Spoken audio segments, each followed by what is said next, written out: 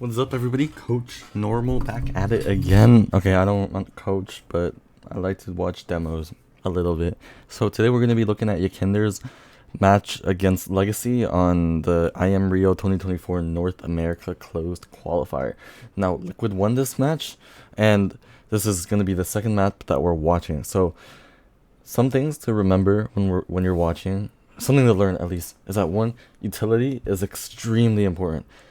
As you play in a higher level, utility becomes like so much more important. I'd say it would maybe be even more important than like gunplay and like a lot of other stuff.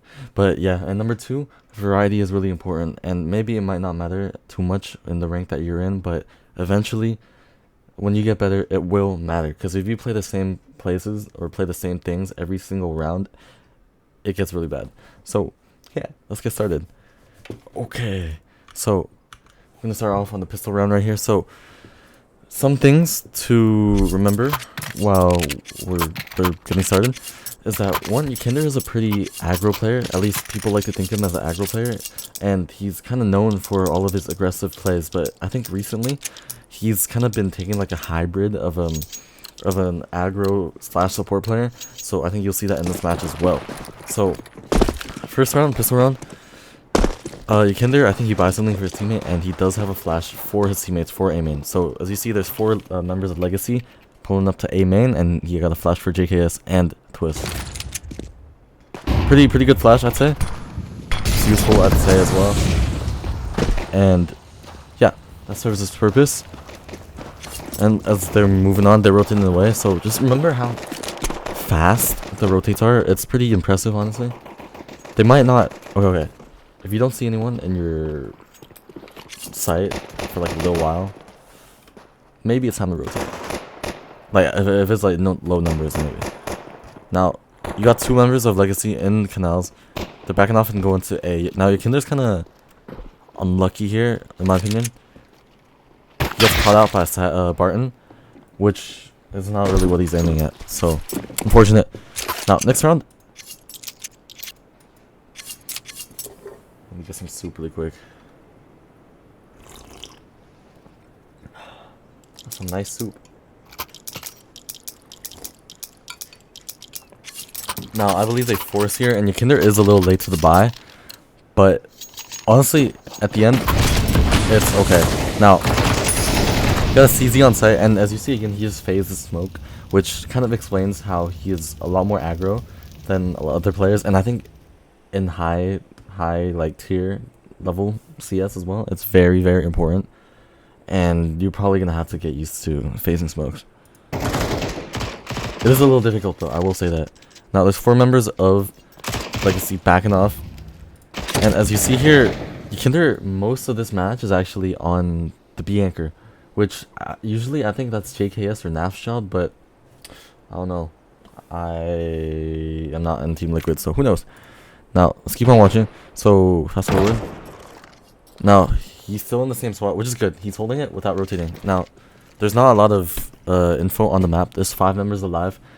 And it's kind of difficult, but Liquid do gamble on 3B eventually, which is the right gamble. So, we'll see how this plays out. It's mollied off. Plays in the same spot. This spot is really good. People don't usually expect it. And he calls out a peek of his teammate. So, Spartan. Clean shot from him and gets Nikiz, whatever. Hopes for the walkout. Kills Duma. Battle gets taken down and kills Saz. Yeah. Now, that is a perfect example of what YEKINDAR is supposed to do. Now, of course, it's not always going to be like this, because, you know, it's only if it's like everything lines up perfectly. But this is who YEKINDAR is as a player. He's an aggressive player that takes a lot of initiative. So, that's good. Now, that smoke right there in spawn number 2 is a good, excellent stair smoke for the beginning of the round. It shuts off T.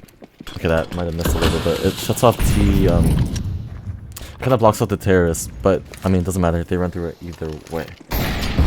Now, YEKINDAR nades the E-box smoke into 3 people. It's kind of awkward, but as I said again, you need variety. He took initiative and he did something different.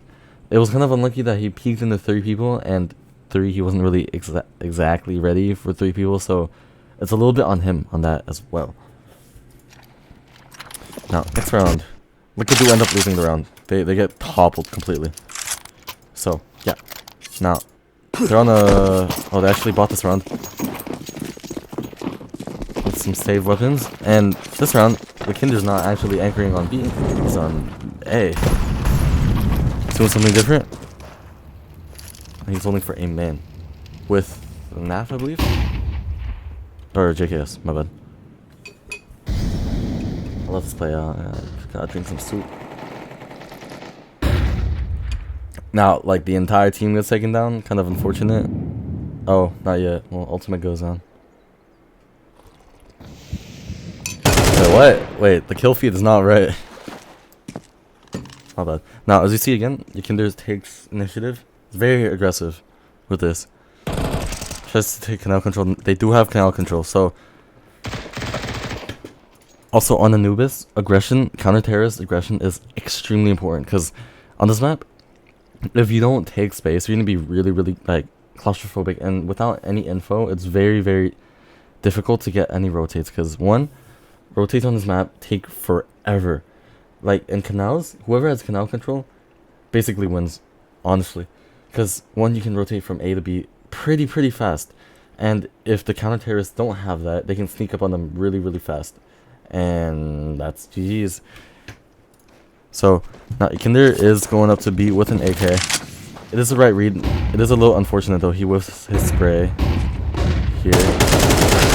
Yeah, unfortunate.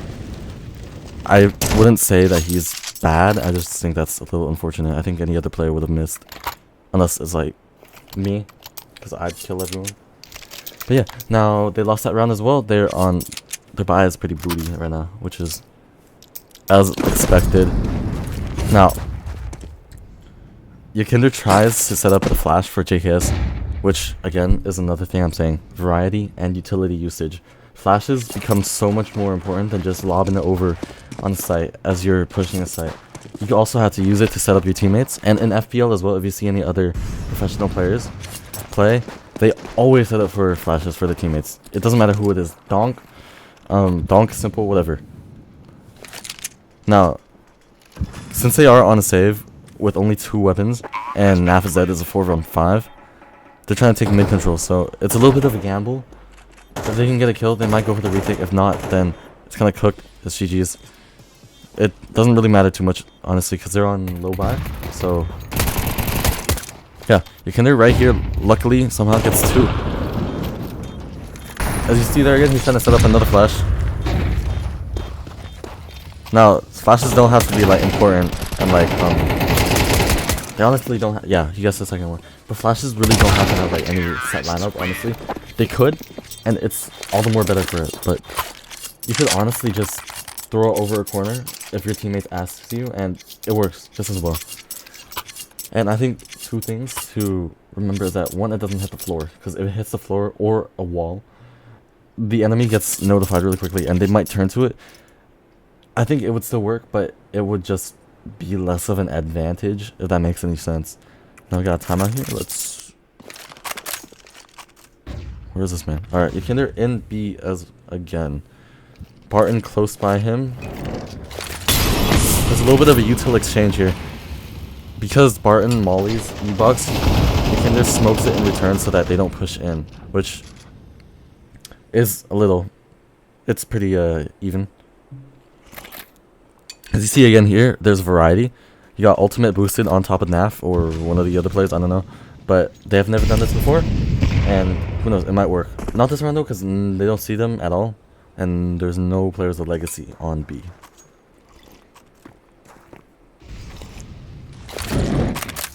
Now, right there, YEKINDAR held out his smoke or flash, or smoke or molly there, in anticipation of the other player that's going to push him. Because earlier, he saw a player in Canal, which was really close, because he got mollied off. So, what he did was just jiggle it, because who knows, if there was one player only, he could have just mollied it off. But now that enough time has passed, the suspicion could have crept in. You know, what if there's more players creeping in, and at some point, that molly becomes less of a defensive molly, but more of an info molly, right? Because what if it burns someone out? Because right here, it hits outside of E-box. It's a very common place for terrorists to hold, and this time nobody was there. But if he gets one, he could have done something else. He could have won, either fought for it or calmed to his teammates. Hey guys, there's one guy outside of E-box. Maybe they're trying to set up for a B push or something. But because he didn't get any info on that, he can know that one, they're in canals. They might be in canals, but they're far away, or they're going A. Which, if that makes sense, that makes sense. Whatever. All right, keep on going. Now, Legacy is working up mid, so not much for YEKINDAR to do. He shuts off one angle so he can focus on B main just in case, because he is the anchor on B. So if they come from one spot, then he could maybe have it covered. I need some water, bro. Chug jug.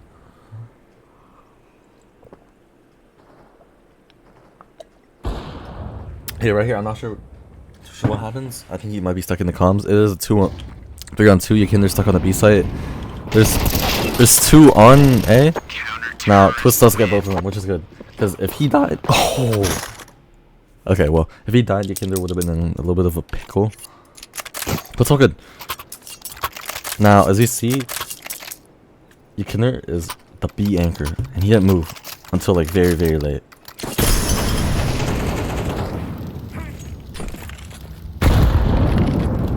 Now, once again,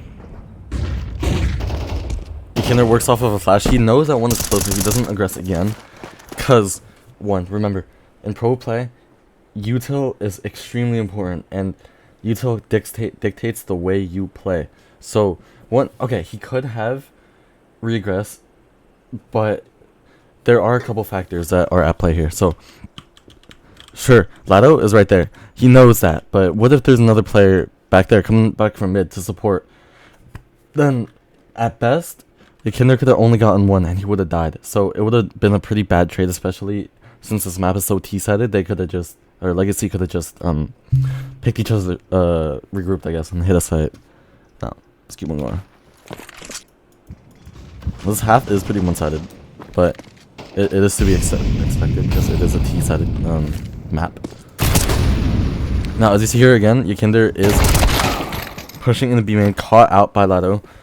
Kind of unfortunate, but whatever. He needed the info. It was a 3-on-5, so without that, it's kind of awkward because you don't know where they're going, and there's not a lot you can do.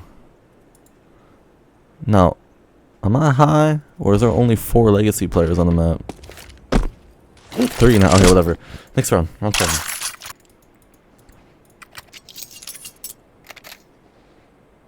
Now, let's see what they do.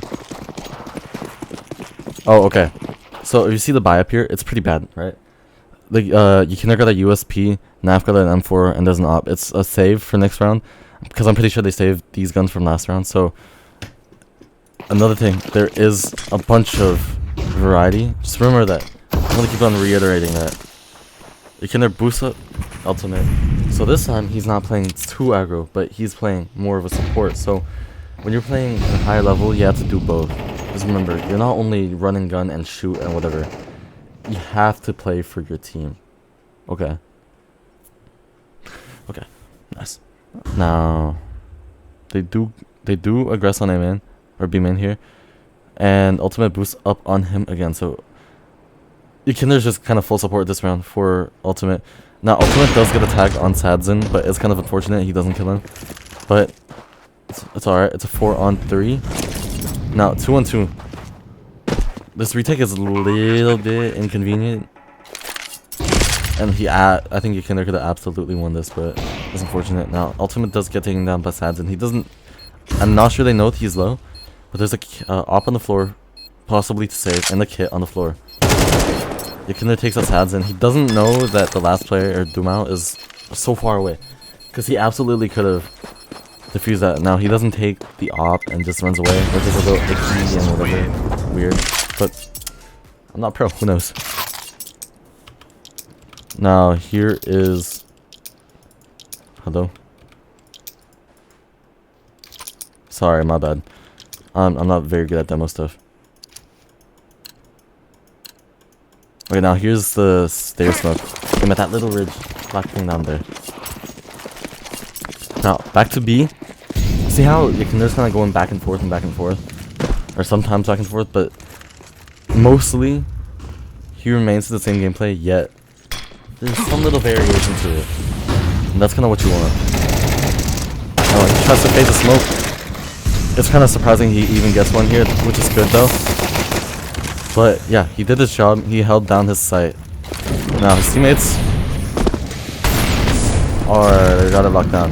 Now it is important to remember that sometimes it is more important to leave the site and play for retake than to actually fight it. Because one, you got 5 players coming at you, bro. What can you do? Kind of unfortunate as well. Doom out kills JKS and ultimate right here. Gets a lineup. Twist finishes up. Nice, good round. Now I don't think there's anything else for this half.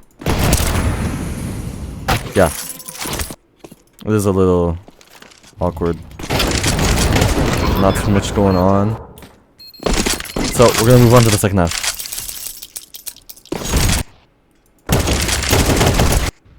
Now, in a lot of these fights, Yekinder does get pretty unlucky and dies, and I think people like to call him out on that and say he's like, dude, your booty. But honestly, there's not a lot he could do at some points. So yeah, as you'll see right here in the next fight that he takes, it is really unlucky and there's nothing he could have done. And I think it's just a compilation of unluckiness. But there is also the lucky stuff and the good skill stuff. So yeah. Dude, this timeout is actually huge. It's so long. But it's whatever. To get started, Team Liquid goes for a pretty standard mid push here. Usually you either go push mid, make noise, and jump down to canals to B. Or, in this instance, they just push up in the mid and decide to take A off of that. So we'll see how it goes. Now, usually, there's not a lot of util on Liquid here. There's actually 0 util. So, they're just relying on aim. And that's usually what pistol round is. It's just a really, really big reliant on aim. Now, util can help a little bit, but usually not that much. So we'll see how it goes. Now, Dumao here is on mid. Now, Yekinder gets unlucky. Dies to Dumao out of all players. And the rest of Liquid go on and take A, and yep, that's the round. I'll play it out just in case. 3 on flank. Yep, they fired it out. Nice. Now, you got Yekinder here with like a little. Now they're gonna go for this canal take, which is pretty good. I usually do this in my plugs, and I think the most important things in these anti-eco rounds is just to not die. Have as many players alive as possible. Now, of course, it's not always going to be possible, but whatever. Yekinder goes on to help ultimate. Now, there's 3 players on B already. This smoke right here, the smoke lineup here. I don't know if he does it here. He does it eventually in one of the rounds, but I guess not now. So, there's 3 Liquid players on site, so they have sight, and Yekinder let the 3 of them take it. And another thing, canal on Anubis is so important. Canal is his water place, by the way. And as you see here, JKS got the front back. JKS and Yekinder got the front back setup. JKS got the mid push for window. Up there, yeah, right there. While Yekinder has the A push. Now, no one comes here, so it's whatever. So, moving on. Now, Yekinder, I think, at least in the second half, Yeki, in the CT side, or in the B side, he likes to support his team a lot with a lot of util, and as you can see, they like to repeatedly hit A, and he just flashes their teammates in. So, here you go. Ultimate lines up a molly as well, really useful. You can lines up another one, and that's 3 mollies on site. You know how, let's pause this really quick, right? You got a molly right here outside the camera, next to heaven, or headshot peak, and 1 on site, and then they smoke it off. So, one, it forces the smoke out from the CTs, which is so claustrophobic. It makes everything so weird. But at the same time, they can play off of the smoke, which might work, and it's kind of like a double-edged sword. Now, 3 mollies on site is diabolical, bro. That's what you might think. But it is so useful, especially when you're clearing space, because usually when you're coming out A main, there's a lot of spots that the CTs can be. 1 on site, on heaven, on this close-up section here, or on this headshot section. And by mulling all of that out and getting a smoke from response, 1, they either eliminate that angle.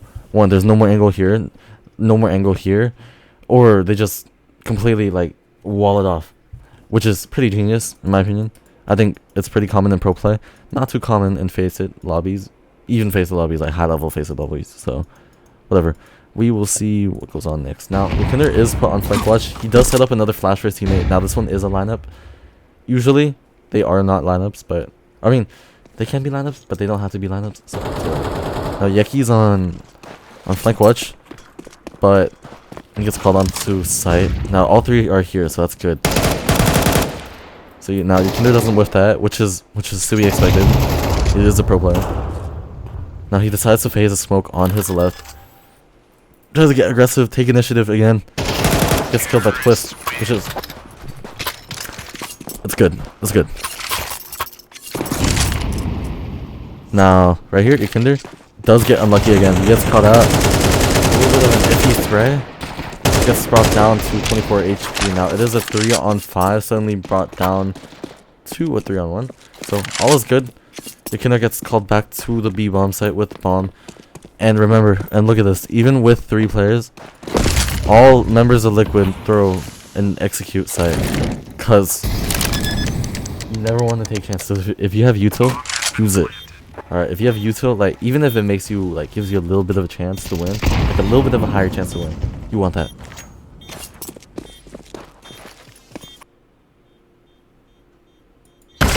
Terrorists win. Now, okay. Let's get back to YEKINDAR. Yeki. Okay. Where'd the sound go? Okay. As you see again, he just phased another smoke. Now, a spot that Ultimate played a while ago that I remember is right here with a knob, and it is a good spot, and that's what YEKINDAR was trying to clear. So, if there was a guy here, he wouldn't have taken that fight, and that's the aggression of YEKINDAR. Alright, we keep on going. No, you got the mollies again, the util. Very suffocating. Now this time Yeki actually gets put on flank watch. Nobody comes. It's whatever. Now, after he doesn't see anyone for a little while, he decides to reroute to mid to try to catch any people saving. And I think yeah, it is really useful if you wanna save. So very good, very good. Terrorists win. I'm the #1 YEKINDAR fan, man. Enough, right there. I like everyone in Liquid low-key. Alright, now 8-9.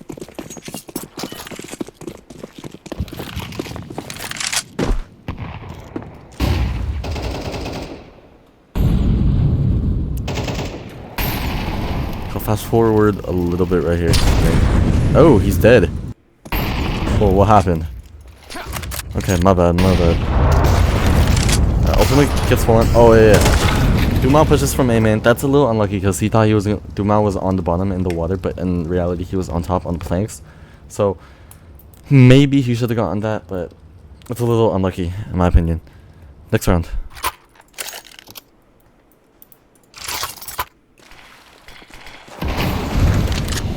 Now, right here again, Yeki takes the initiative, and Go takes E-box. Now, there isn't Molly in E-box, so it is pretty taken off, I guess. Now, Liquid is setting up for a B play here, and there's 2 players on B.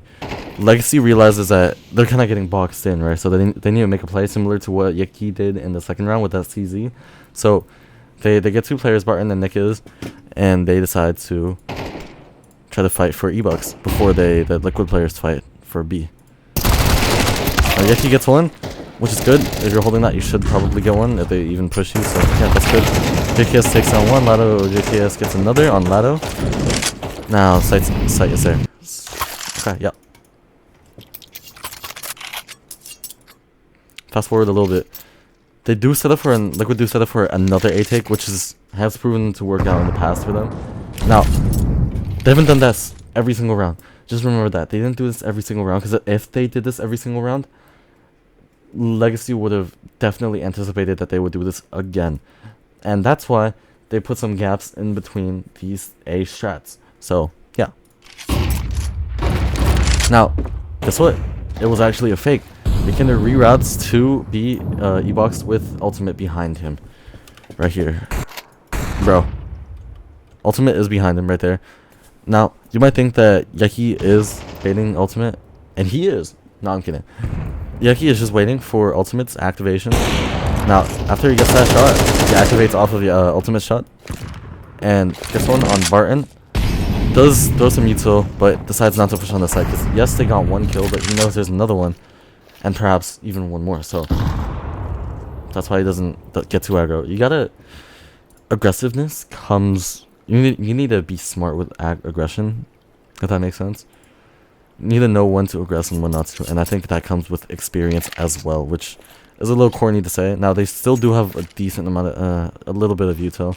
Yeki smokes heaven from that. Ultimate smokes... I mean, Yeki smokes camera. Ultimate smokes heaven.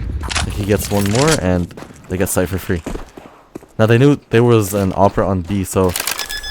They're pretty safe for now. It's a 2-on-2. Both players coming from canal. Now, they don't know where they are, but even then, the utility is pretty it's pretty good. They're just trying to nullify all the possible, I guess, contingencies, just in case. Now, ultimate does get one. Yekinder still holding for the possible camera push. Does not know that Lado is there. Now, he does know now. And that's good.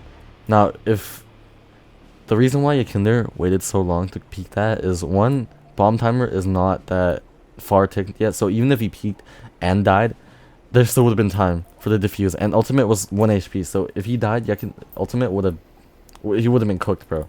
So it's all about timings. Try not to be too hasty with it in your own games, you know. All right, nice. Now, I'm gonna fast forward onto the last round. See what he does. Now, even if there's a smoke, he'd like to bounce off the molly on the wall, and it goes in the E-box, clears it. It's very good. Tries to break the nade. Maybe there's a guy hiding behind the nade. It is a little bit of a whiff nade. He is there with JKS for the trade. Mollies it off again, and there it is. Got the info play. The burning noise, because what if after the molly ran out they reaggressed? Now there are 3 players actually toward B. It's a little scary. Yeah, he throws this smoke that I was talking about right here. Not too sure where it lands actually. Okay, I can't see. Oh, okay, it lands mid site for the E-box walkout. Now, Yekinder gets one more, I think. Man, no way I missed the Yekinder kill. Now, Yekinder does go down here, but he doesn't go down without a ding. And, yeah, that's basically it. That's GG's. Sads him down. Now, what do we learn from this demo, right? So, we had to learn, you gotta be fast. Utility and variety. That's about it, actually. Honestly, I hope you guys enjoyed this type of video. It is very, very long. I don't even know whether this is going to upload correctly. So, yeah, if you guys like it, tell me how it goes. If you guys will actually watch all of it, tell me how it goes. So, yeah, I might do more of these videos in the future. Who knows? But, yeah, I thank you guys so much for watching. I will see you guys in the next video or live stream. See ya.